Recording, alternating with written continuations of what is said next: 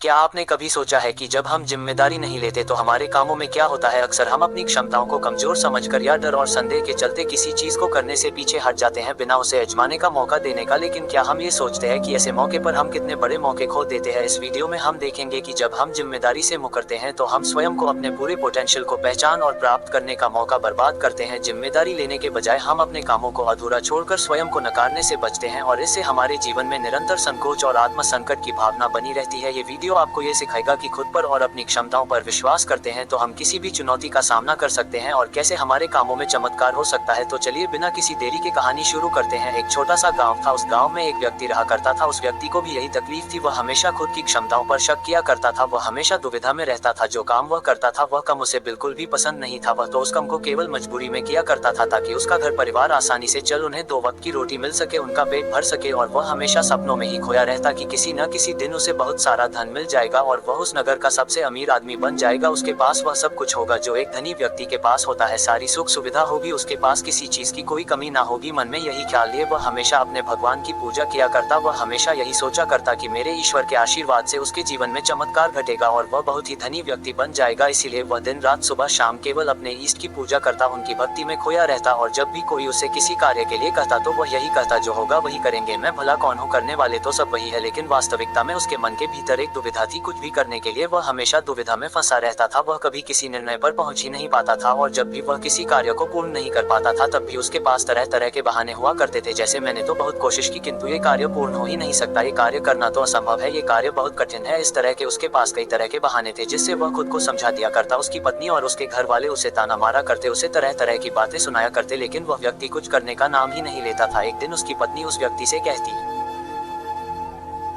अरे तुम कुछ करते क्यों नहीं? आखिर हमारा परिवार ऐसे कब तक चलेगा? तुम जो मजदूरी करके पैसे लाते हो उसमें घर का खर्च नहीं चल पाता। आखिर तुम कुछ और काम क्यों नहीं करते? इस पर वह व्यक्ति कहता है, जैसे मालिक की इच्छा वह जैसा रखना चाहेंगे हमें वैसे ही रहना होगा। मैं चाहे कितना भी प्रयास क्यों न कर लूं लेकिन मैं उसे अधिक धन नहीं कमा सकता जब तक कि मेरे मालिक ना चाहे। एक दिन उसका बच्चा बहुत बीमार पड़ गया और उसे अच्छे इलाज की आवश्यकता थी लेकिन उस व्यक्ति के पास धन नहीं था। तभी उसकी पत्नी रोते हुए उस व्यक्ति के पास आई और कहने लगी, अरे जाए ना, कुछ पैसों का बंदोबस्त कीजिए ना, हमारा बच्चा यूं ही मर जाएगा। इस पर वह व्यक्ति कहता है, अरे पगली तू चिंता क्यों करती है, इसे कुछ नहीं होगा, मेरे ईश्वर मेरे साथ है और वह इसे बचा ही लेंगे, वह ऐसा कुछ नहीं होने देंगे। आखिर मैं उनकी इतनी पूजा करता हूँ, दिन रात उनकी आराधना करता हूँ, उनकी भक्ति करता हूँ, इसलिए हमारे बच्चे को कुछ नहीं होगा, तू चिंता मत कर। अपने पति की यह बात सुनकर उस व्यक्ति की पत्नी घर से बाहर निकली और उसने हर जगह हाथ पैर मारे, हर जगह लोगों से बात की, लोगों से धन मांगा, लोगों से मदद मांगी, लेकिन किसी ने उसकी मदद नहीं की। उसे कहीं से भी धन नहीं मिला और थक हार कर वह घर वापस आ गई। इधर वह व्यक्ति अपने ईश्वर के भजन गा रहा था, उनसे प्रार्थना कर रहा था कि वह उसके बच्चे को स्वस्थ कर दे। बच्चा पीड़ा के कारण लगातार रोए जा रहा था। उसकी पीड़ा असहनीय होती जा रही थी जिस कारण उसका चीखना चिल्लाना और भी बढ़ता जा रहा था। काफी समय तक वह बच्चा चीखता चिल्लाता रहा लेकिन उस व्यक्ति को तनिक भी फर्क नहीं पड़ा और अचानक उस बच्चे का चीखना चिल्लाना बिल्कुल शांत हो गया। जैसे ही उस बच्चों की आवाज बंद हुई, ये देखकर वह व्यक्ति सोचने लगा कि लगता है कि मेरे प्रभु ने मेरे बच्चे को ठीक कर दिया। उसने प्रभु का धन्यवाद किया, मैं जानता था आप मेरे बच्चे को जरूर स्वस्थ कर देंगे। आखिर मैं आपकी इतनी पूजा करता हूँ, आपकी इतनी आराधना करता हूँ, मैं जानता था आप मेरा साथ कभी नहीं छोड़ेंगे। अपने बच्चों की आवाज न आती हुई देख उसकी पत्नी उस बच्चों के पास पहुंची और जोर से चिल्लाकर उस बच्चों को उसने अपने गले से लगा लिया और जोर जोर से रोने लगी। तब जब उसने ये सब देखा तो उस व्यक्ति को यह एहसास हो चुका था कि उसके भगवान ने उस बच्चों को नहीं बचाया था बल्कि अब उसका बच्चा इस दुनिया में नहीं रहा। और जब एहसास हुआ तब उसे बहुत धक्का लगा। उसे यह समझ नहीं आ रहा था कि आखिर यह कैसे हो सकता, वह तो अपने प्रभु की इतनी भक्ति करता है, इतनी आराधना करता है, फिर आखिर यह सब कैसे हो गया? उसके मन में ऐसे कई प्रकार के प्रश्न उत्पन्न हो रहे थे और उन प्रश्नों को लेकर वह यहाँ वहाँ भटकता रहा और ऐसे ही कई दिन बीत गए। दिन के बाद हफ्ते और हफ्तों के बाद महीनों बीत गए लेकिन अब तक उसे उसके प्रश्नों का कोई उत्तर नहीं मिला था। जब भी किसी से इसके बारे में बात करता तो हर कोई उसे केवल एक ही जवाब देता कि लगता है तुम्हारी भक्ति में कोई कमी रह गई थी, शायद इसी कारण ईश्वर ने तुम्हारी नहीं सुनी। लेकिन उसे किसी की बात पर कोई यकीन नहीं था, उसे उस जवाब से कोई संतुष्टि नहीं मिल रही थी। वह अपने बच्चे को खोने के कारण बहुत तकलीफ में था, मन ही मन वह पूरी तरह से टूट चुका था। एक दिन वह किसी मार्ग से होता हुआ कहीं जा रहा था लेकिन तेज धूप के कारण वह एक पेड़ की छाप में बैठ गया और वहां पर बैठकर अपने बच्चों को याद करके जोर जोर से रोने लगा। उसी मार्ग से एक साधु होकर गुजर रहे थे। उन्होंने जब उस व्यक्ति के रोने की आवाज सुनी तो वह उसके पास पहुंचे और उस व्यक्ति से कहते हैं, क्या बात हो गई? आखिर तुम इतनी जोर जोर से इस तरह रो रहे हो, क्या कोई संकट आन पड़ा है? आखिर क्या बात है, मुझे बताओ। इस पर उसे व्यक्ति ने अपनी सारी बातें उन साधु को बता दी और साधु से कहता है,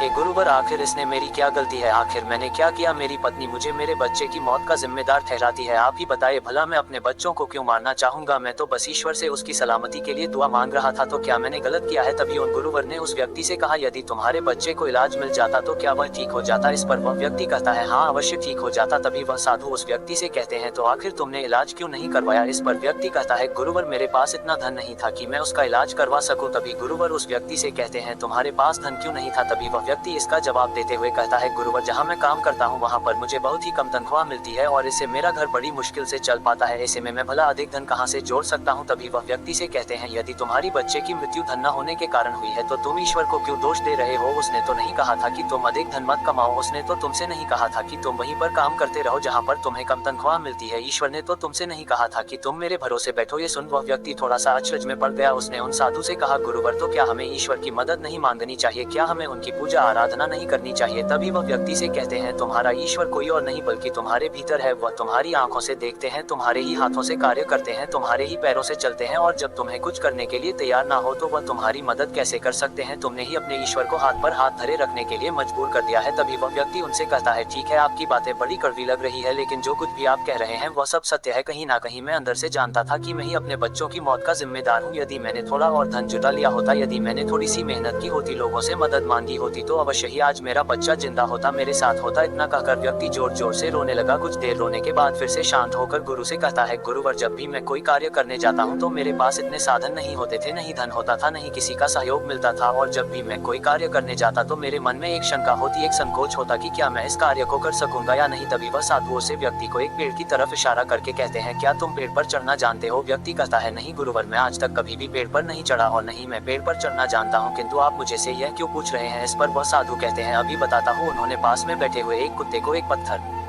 मारकर क्रोध दिलाया और वह तुरंत ही पास वाले पेड़ पर चढ़कर बैठ गए और अब उस कुत्ते के सामने वह व्यक्ति था। उस कुत्ते ने क्रोधित होकर उस व्यक्ति को दौड़ा। उस व्यक्ति को कुछ समझ नहीं आ रहा था, वह बस तेजी से भागता जा रहा था। तभी उसे अचानक एक पेड़ नजर आया। वह व्यक्ति उस पर जाकर तुरंत चढ़ बैठा। कुछ देर बाद जब कुत्ता वहां से शांत होकर चला गया तब साधु उस व्यक्ति के पास आए और उस व्यक्ति से कहते हैं, क्या हुआ? तुम तो कह रहे थे कि तुम्हें पेड़ पर चढ़ना नहीं आता, फिर तुम इस पेड़ पर कैसे चढ़ गए? इस पर व्यक्ति कहता है, गुरुवर न जाने क्यों लेकिन अचानक ही मैं इस पेड़ पर चढ़ बैठा। मैं नहीं जानता ये मैंने कैसे किया, लेकिन मुझे अपनी जान बचाने के लिए करना ही पड़ा। इस पर वह साधु तो मुस्कुराने लगे और उसे व्यक्ति से कहते हैं, मजबूरी व्यक्ति से सारे काम करा लेती है, फिर चाहे वह कार्य उसे पसंद हो या ना हो। जब तुम्हारी जान पर बनाई तो तुम इस पेड़ चढ़ बैठे। आखिर उस वक्त तुमने अपने ईश्वर को क्यों नहीं याद किया? तुमने उन्हें अपने मदद के लिए क्यों नहीं बुलाया? तुम चाहते तो वहीं पर बैठकर अपने ईश्वर को याद कर सकते थे, उन्हें अपने रक्षा के लिए बुला सकते थे, लेकिन तुमने ऐसा नहीं किया। तुम अपनी जान बचाने के लिए उस पेड़ पर बड़ी सरलता से चढ़ गए, क्योंकि बात तुम्हारी जान की थी, लेकिन तुम्हारे बच्चे की जान दांव पर लगी थी। तब तुम ईश्वर से आराधना कर रहे थे, उनसे प्रार्थना कर रहे थे कि वह तुम्हारे बच्चे की जान बचा ले। तुम अपने जिम्मेदारी से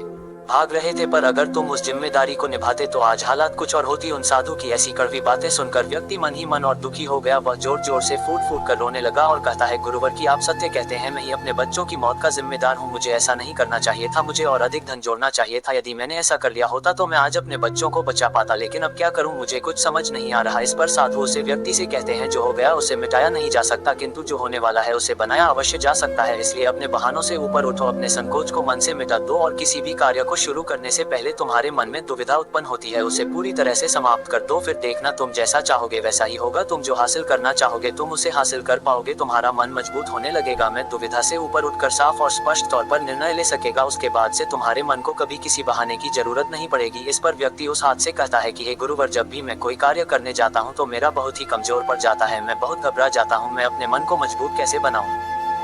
क्या आप मुझे इसके लिए कोई उपाय बता सकते हैं? इस पर साधु कहते हैं, हाँ मेरे पास इसका भी उपाय है। तभी व्यक्ति कहता है, गुरुवर कौन सा उपाय, मुझे बताए। इतने में साधु ने उसे व्यक्ति का हाथ पकड़ा और उसे एक नदी किनारे ले आए और उसे व्यक्ति से पूछते हैं, क्या तुम्हें तैरना आता है? वह व्यक्ति थोड़ा घबराया, लेकिन उसने जैसे तैसे उन गुरु के इस बात का जवाब देते हुए कहा है, गुरुवर मुझे तैरना नहीं आता, लेकिन आप मुझसे क्यों पूछ रहे हैं? इस पर गुरु कहते हैं, अभी बताता हूँ। इतना कहकर उन्होंने उस व्यक्ति को पीछे से धक्का दे दिया और वह व्यक्ति सीधा नदी में जा गिरा। वह नदी के पानी में हाथ पैर मार रहा था, वह बचने का हर मुमकिन प्रयास कर रहा था। जब उन साधु ने देखा कि वह व्यक्ति डूबने लगा है तो उन्होंने जाकर उसे उस पानी से बाहर निकाला। वह व्यक्ति जैसे ही बाहर आया तो वह हांफने लगा। वह घबराया हुआ था, बहुत डरा हुआ था। जैसे तैसे उसने हिम्मत की और वह खड़ा हो गया। अब की बार वह साधु को देखकर बहुत घबरा चुका था, बहुत डर चुका था। वह उन्हें देखते ही भागने का प्रयास करने लगा, लेकिन एक बार फिर उन साधु ने उसे जबरदस्ती पकड़कर नदी में धक्का दे दिया। वह नदी में हाथ पैर मारने लगा ताकि कोई उसे बचा ले। वह जोर से चिल्लाने लगा, बचाओ बचाओ, लेकिन आसपास कोई न था, उसकी मदद के लिए कोई नहीं आ रहा था। तभी साधु उस पानी में उतरे और उस व्यक्ति को जबरदस्ती पकड़कर सीधा खड़ा कर दिया। उस व्यक्ति ने पाया कि उस नदी में पानी केवल उसके कंधे तक ही आ रहा था। इस पर वह साधु उस व्यक्ति से कहते हैं, तो ये बताओ कि आखिर तुम इतने कम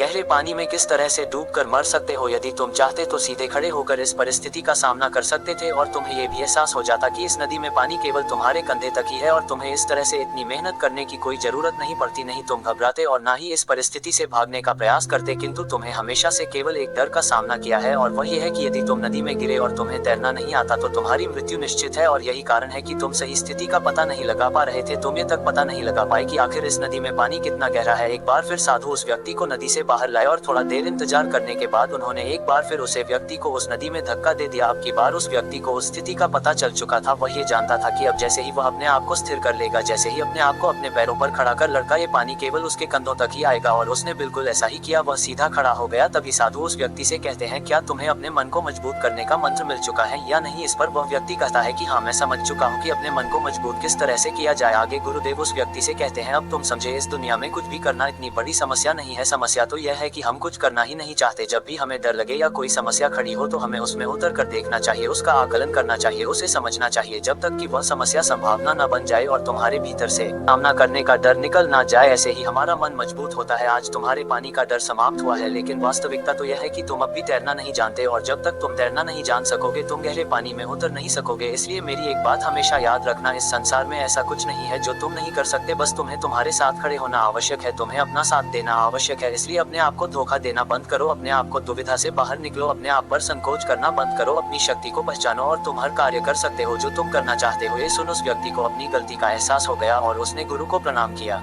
और लौट गया। अब से हर रोज अपनी गलतियों को सुधारने में लग चुका था, अपने मन को मजबूत करने में लग चुका था। जब भी उसके सामने कोई परिस्थितियां थी जिसका सामना करने में उसका मन घबराता, उसका मन डरता, तो उस परिस्थिति के सामने खड़ा हो जाता और उनका डटकर सामना करता, अपनी जिम्मेदारियां निभाता, क्योंकि यही करते हैं जिम्मेदार लोग, डट के खड़े होते हैं। उसने अपने मन के संकोच को, अपनी दुविधाओं का त्याग कर दिया था और उसने अपना हाथ थाम लिया था। जिस भी कार्य में उसे डर लगता है वह उस कार्य को जरूर करता है, जिससे उसका मन और भी अधिक मजबूत हो जाता। अब ना ही उसके मन में कोई संकोच होता था, ना ही वह किसी से किसी प्रकार डर की बातें करता। हर परिस्थिति का सामना करने के लिए पूरी तरह से तैयार रहता और इसी प्रकार उसके मन का सारा डर खत्म हो चुका था और वह अपने जीवन में आगे बढ़ने के लिए पूरी तरह से तैयार था। वह जो कुछ भी चाहता था वह उसे हासिल करने में पूरी तरह से सक्षम था। दोस्तों, उम्मीद है कि आपने आज के इस वीडियो से जरूर कुछ न कुछ सीखा होगा, तो इस वीडियो को अपने दोस्तों के साथ शेयर करना ना भूले। और अगर आप ऐसी ही गौतम बुद्ध की कहानियों को लिखित रूप में पसंद करते हैं तो हमें ऐसे ही सपोर्ट करने के लिए कौशल इंस्पायर्ड चैनल को सब्सक्राइब जरूर करिए। तो चलिए मिलते ऐसे ही एक और नई वीडियो में, तब तक के लिए अपना ख्याल रखिए। धन्यवाद।